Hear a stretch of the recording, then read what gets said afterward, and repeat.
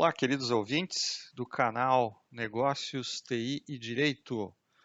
Vamos conversar hoje sobre um tema extremamente polêmico que se chama pirataria de softwares. Quem já não ouviu falar desse termo? Na verdade, esse termo não, do ponto de vista judicial não existe, tá? O nome do crime não é pirataria de software, é contrafação, perfeito?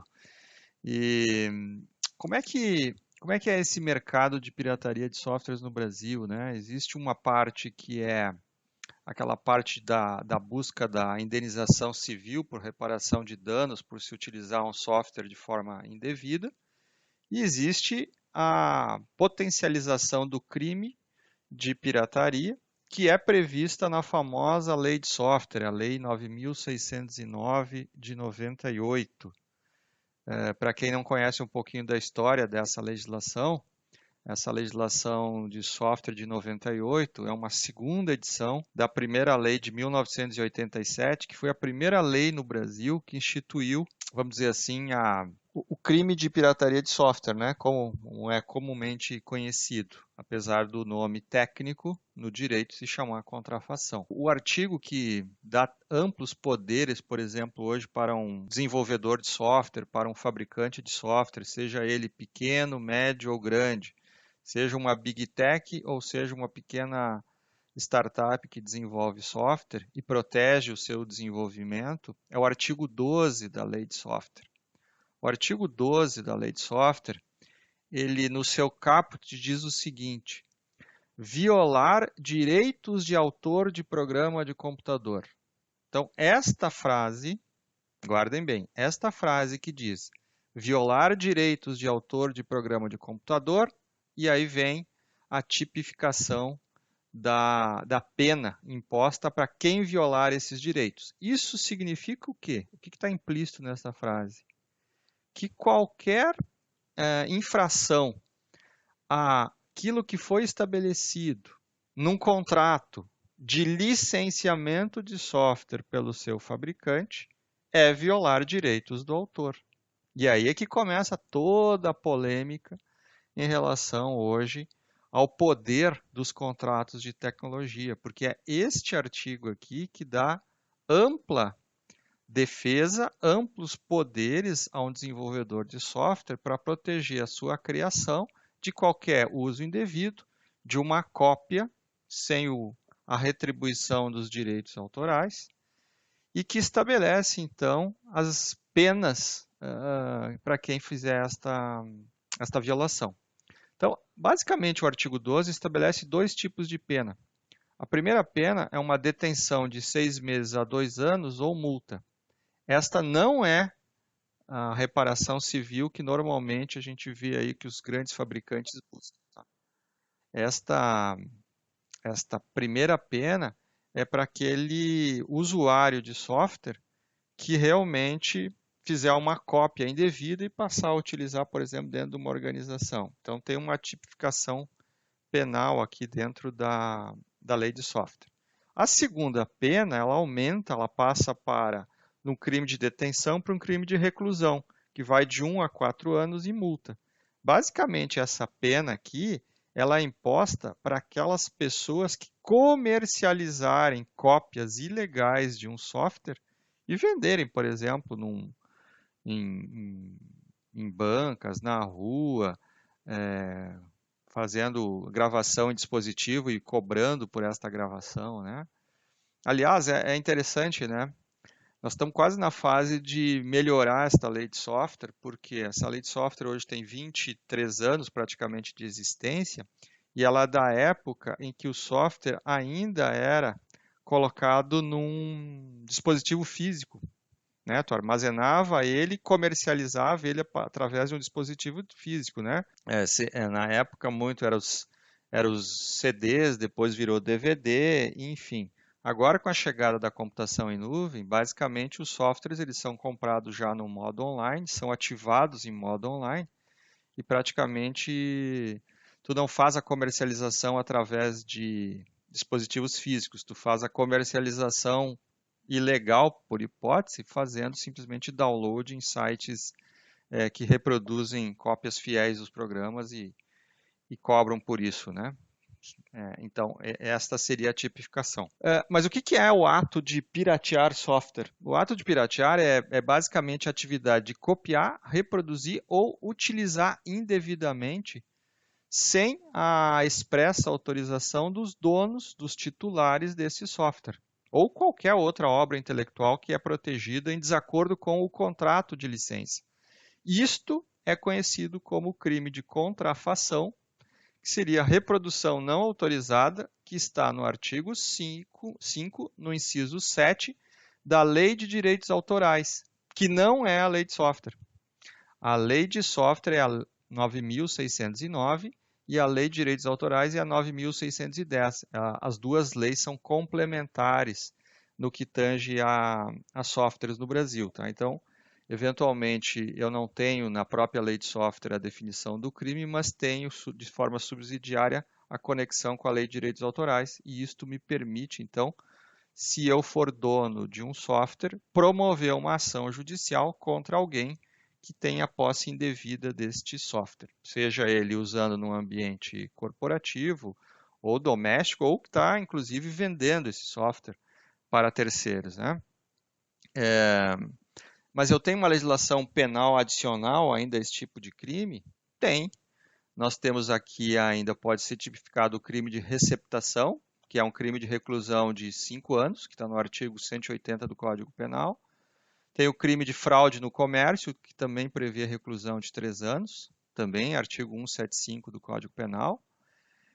E ainda tem no Código Penal, no artigo 184, que é a redação de 2003, que é a violação de direitos conexos, ou seja, onde tu tens o lucro indireto, por exemplo, onde tu coloca um site para fazer downloads de direitos autorais, que a gente chama de cyberpirataria, né? Então, existe uma legislação penal complementar que força aqui a proteção a isto.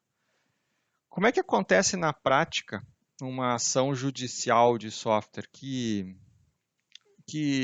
talvez aí nos últimos 15 anos é uma ação sui generis no mercado do direito, mas que teve grande demanda aí início dos anos 2000 até 2013, 2014. Ainda tem, mas em muito menos neste momento, porque basicamente os softwares estão migrando do mundo on-premise para o mundo online. Então, o que os fabricantes estão fazendo? Se os usuários estão usando o modo online, então controlar o número de usuários que acessa o meu software é mais fácil. A automação do controle passou a ser muito mais eficaz. No mundo on-premise, como existia e existe a lógica de cópia, né, de tu poder fazer múltiplas cópias e instalar em múltiplos computadores, era mais difícil controlar.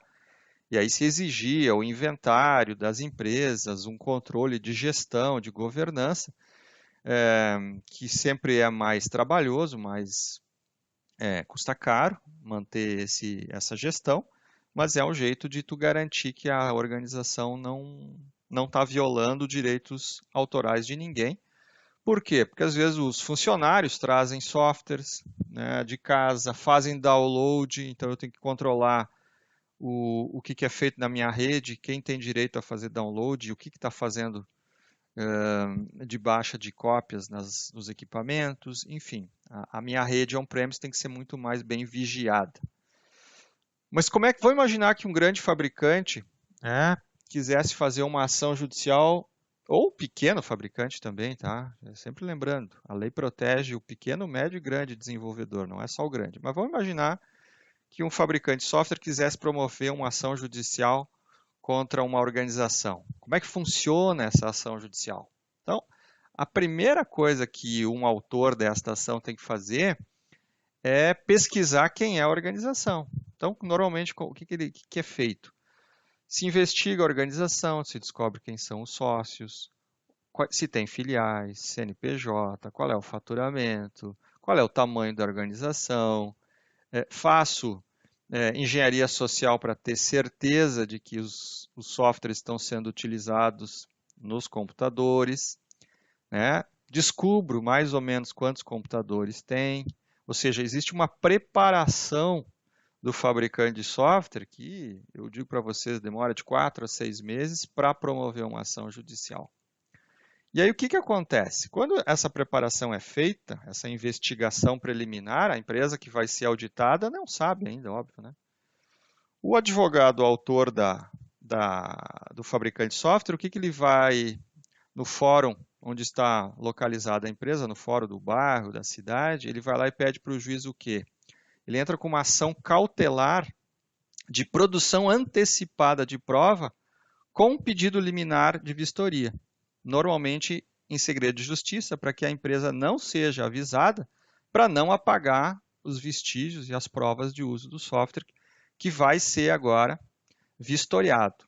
99% dos casos, o juiz recebe esse pedido dessa ação cautelar, defere o mandado de vistoria, nomeia um oficial de justiça e peritos técnicos para ir até a sede da empresa, né, e fazer a varredura completa de todos os computadores, em alguns casos com possibilidade de abrir gaveta, armário, para ver se não tem pendrive, CD, DVD, com softwares copiados também. Então, é um modelo que inicia a ação judicial.